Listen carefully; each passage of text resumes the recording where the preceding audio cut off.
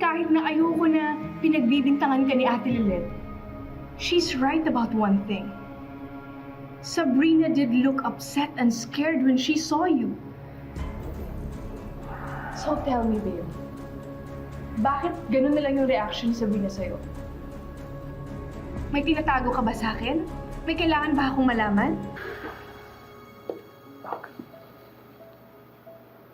you know I don't keep any secrets from you, right? So kanino ka mas maniniwala? Sa akin? O sa kapatid mo na may history na ng pag-iimbento ng mga kwento tungkol sa akin?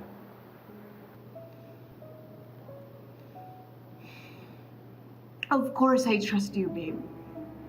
Pero kasi hindi ko talaga ma-reconcile kung bakit ganun yung reaction ni Sabrina sa'yo eh.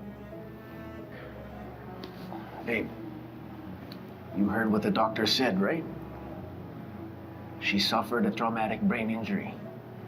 So malamang epekto pa rin yun nung kondisyon niya. I'm sure she's still not thinking clearly.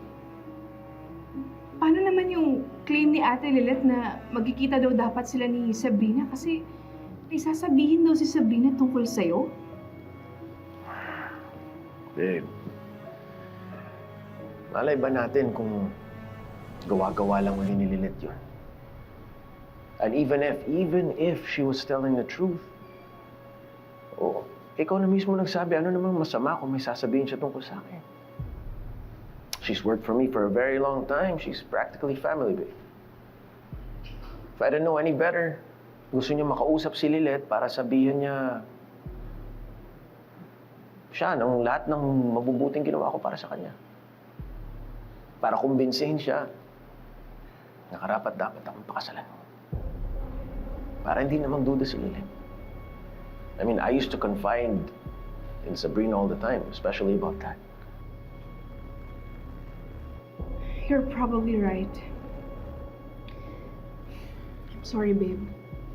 Sorry that I entertained my doubts. Promise hindi mo mauulit yun. There.